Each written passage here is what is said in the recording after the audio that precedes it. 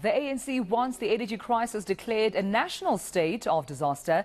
The party believes this will allow government to implement interventions to help end crippling power cuts. So, as the president delivers his State of the Nation address, can we expect concrete plans? Let's bring in governance expert Professor Alex van Den Heever to discuss this, and he joins me this morning to take this conversation forward. Prof, thank you so much for making time for the SA morning ahead of SONA. An important conversation, I suppose, for South Africans to look into.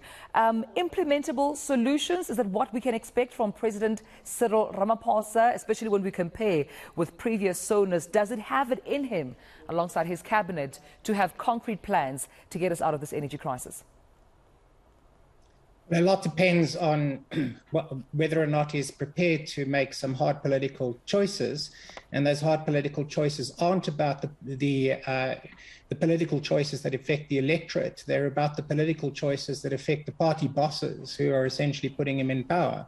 If he's not prepared to make some hard choices and decisions to get things done, then probably very little will be done, because a lot really depends on political will to often do the common sense interventions that will make a big difference.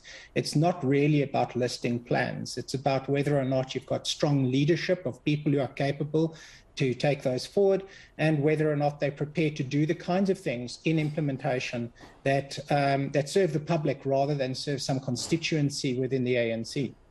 What are those political decisions that you refer to? I had a conversation earlier on in the week with my colleague Lukhona Mnguni, on the spot host, and he said that he had expected that a cabinet reshuffle would, of course, have commenced right before SONA, would have probably even commenced before the cabinet Lekgotla, so that when he leads to SONA, him and his leadership team almost speak in one voice.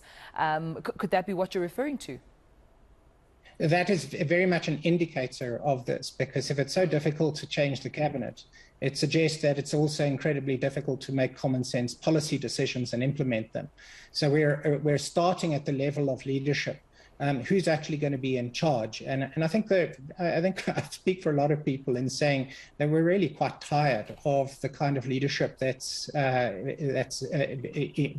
currently residing within the cabinet.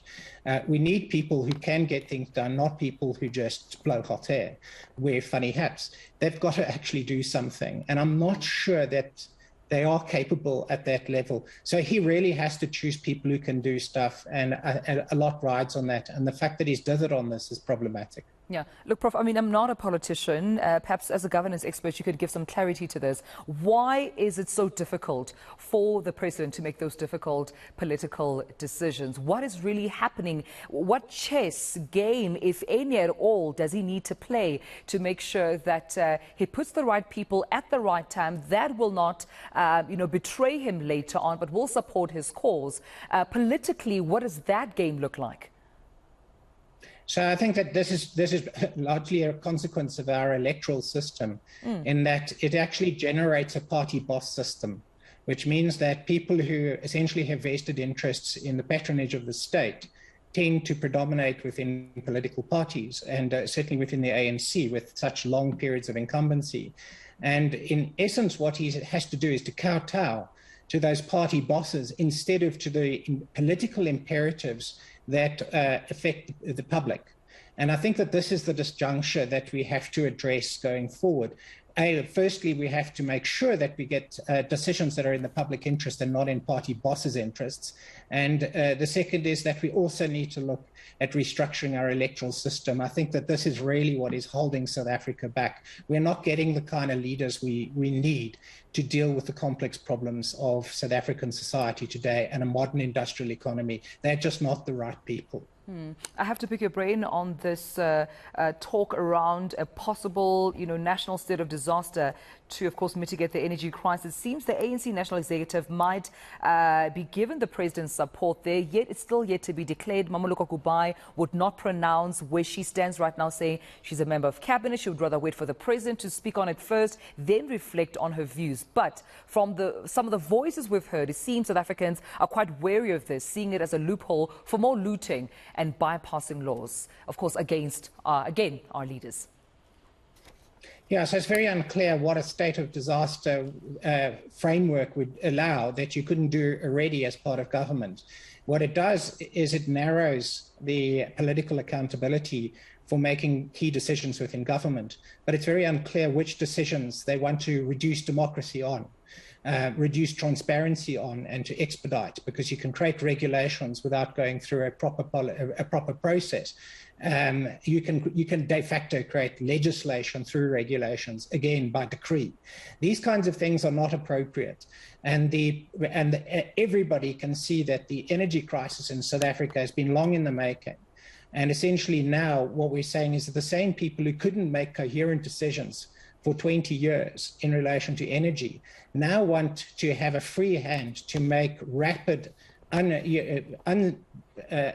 reviewed decisions to supposedly deal with a crisis that they were a party to making. So I think that's the contradiction a lot of people are seeing. It's very worrying. It doesn't make sense. They're not actually indicating what kinds of decisions they would want to make differently using this legislation.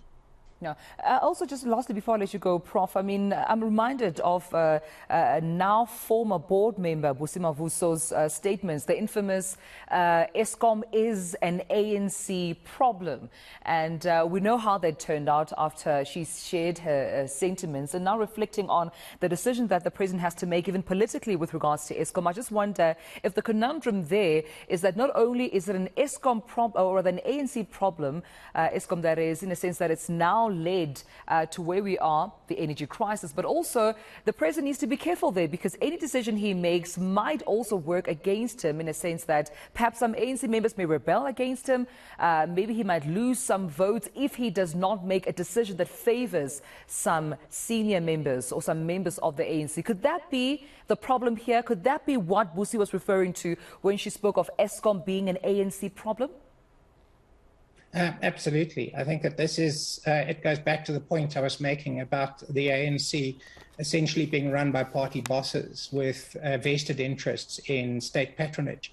And what the problem is with a lot of these state entities is they've developed networks of patronage around them, which are all tied into the ANC. So if you actually start to do things properly, you step on their toes, and then they fight back through the political structures. And that holds back the president from being able to do anything coherent, because he's going to lose his job. So this is problematic for South Africa, because what's happening is that it's basically an insidious destruction of many of these state entities that have really become vehicles for party patronage. I appreciate you, of course, adding your voice to this, Prof, and thank you so much for your time. Governance expert, Professor Alex van der Heever, joining us this morning right here on the South African Morning ahead of the State of the Nation address. All eyes on President Cyril Ramaphosa this evening at 7 p.m. What will he pronounce? What declarations will he make? Any more promises that South Africans will have to endure? We find out come 7 p.m.